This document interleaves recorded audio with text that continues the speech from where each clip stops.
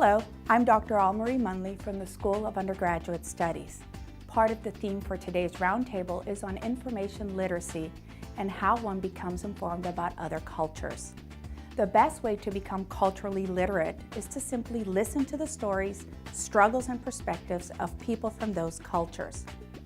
I came to the United States 15 years ago, and I'm a proud Latina. Despite being born in Guatemala and having lived in the United States all these years, I'm often not regarded as completely American or completely Guatemalteca. This is a common feeling with most people who are no longer in their native culture. My name is Kayla Molina, and I was born in Mexico. My name is Emmanuel Alvarado, and I was born in Linwood, California. My name is Niall Gomez, and I was born in Jersey City, New Jersey, but I gotta say I'm an import. I was made in Cuba and I was born here. My name is Jaixa Enid Monge. I was born in Puerto Rico, currently living in Massachusetts. Okay, my name is Daniel Reina. I'm from Peru. I grew up in a really poor family in my country. The people from my own country, they don't even know about my town. I was born the third child of five. My father was a professional boxer. We grew up in a town where it's a bunch of haves and have-nots, and the haves are one color and the have-nots are another color. This is 5 years ago. Yeah, it was my first time here in US, Dallas, Texas. I remember trying to be as American as possible. I wanted my English to be perfect. Well, I grew up in Puerto Rico. My mom moved to New York when I was 1. We were there for 14 years, and then my mom moved to Massachusetts. We've been in Massachusetts now for 13 or 14 years as well. I came to the United States at the age of 6. My parents immigrated to the United States. We went through the immigration process. My parents were basically pursuing the American dream. I guess integration between being a Latino and American is just is what it is. I mean, all you've known is being Latino and American, and so in some ways, there's not necessarily integrating it because it's always been a part of your life. The culture is really huge for Latinos, so we integrate it even here in the United States, so it's just, you know, just keeping up with our culture. And being Latina, I get to enjoy the goodness of being Mexican, the food, the culture, the language. Being American, I get to enjoy the freedom, the liberty that it is, the privilege to be a United States citizen. One of these stereotypes is, you know, because Spanish is your first language, people assume that your English is not good or that you shouldn't be in this country, so you do hear some of the, you know, slur, discrimination. And so, I mean, growing up in the 70s, I remember, you know, being called spick. I mean, I remember, you know, getting the ethnic slurs from the other kids. You were kind of looked upon as those people that came and took away our, you know, our parents' jobs, you know? Most people think if you're immigrating from Mexico, you came to the United States illegally. Most of the people think that all the Latinos look alike. Or most of the people think here that all the Latinos are Mexicans or are from Mexico or maybe Puerto Rico or Dominican Republic. Not all Mexican people look alike, and because you speak Spanish doesn't mean you're Mexican, and I know that can be something, somewhat of a struggle for other Hispanic groups. Not all Hispanics speak Spanish, not all Hispanics eat spicy things or yell, you know, things out in Spanish like ándale, ándale. I mean, that sort of stuff is really sometimes applicable to some Mexican people, but that doesn't necessarily transfer to every Hispanic group. Being raised an hour from the Mexican border, I mean, we're so ingrained in our culture, but yet we've been Americans for so long, and so it's kind of a different culture, especially being Mexican-American in Texas. You kind of have just a whole different culture there than you would being a Mexican-American in Chicago or Mexican-American in California. I like to tell people that my family didn't come to America, America came to us.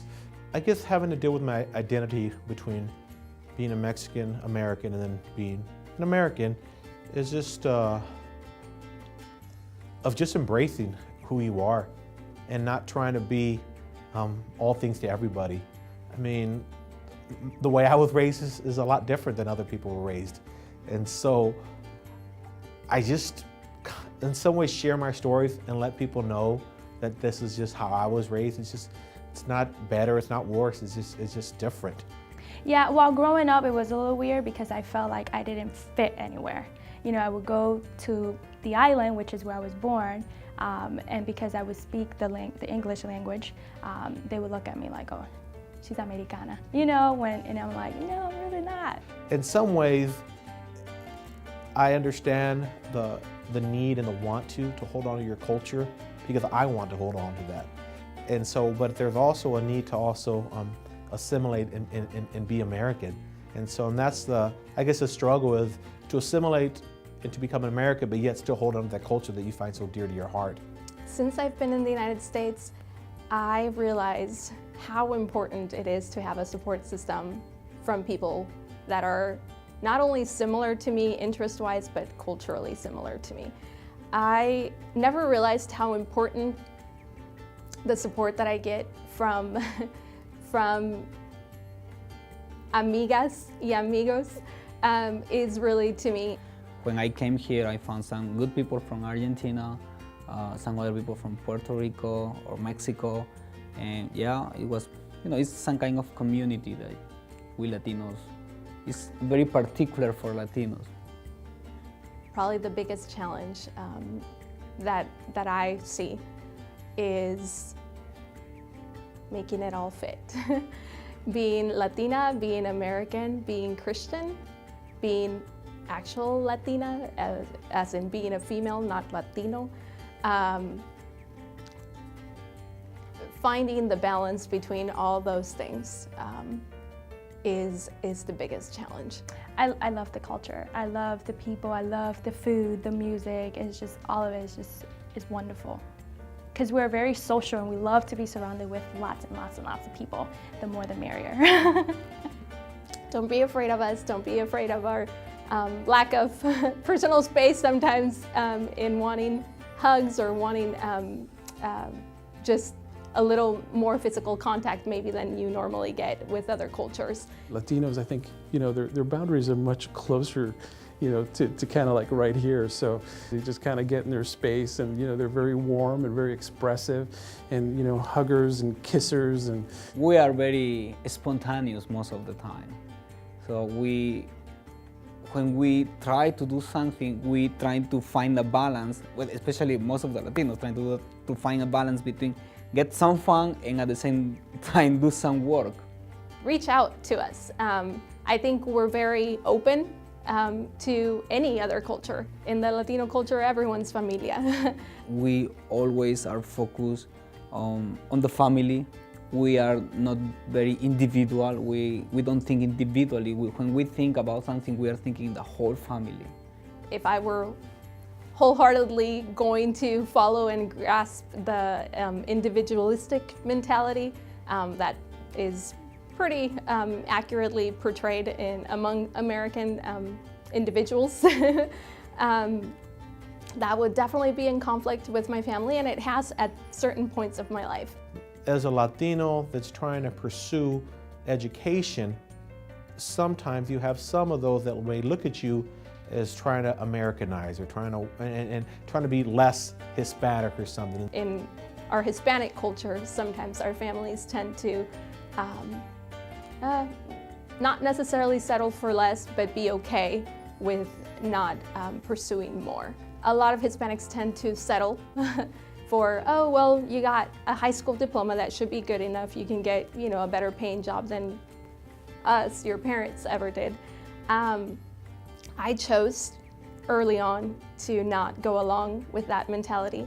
I think that if there's anything, if there's a learning preference for Latinos in general and Cuban Americans specifically, I mean, I can only speak for Cuban Americans, I think we appreciate learning in community. We're a very social people, and I think that learning would probably occur best in a social environment where you could discuss ideas and have that, you know, that interchange and that exchange of thoughts and ideas.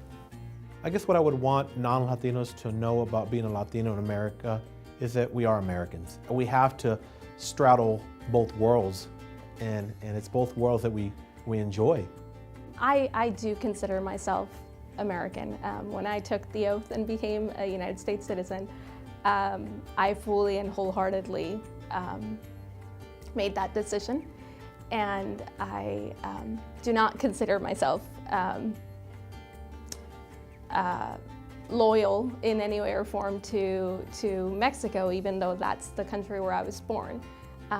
My allegiance, in a sense, is wholly and fully to my United States citizenship.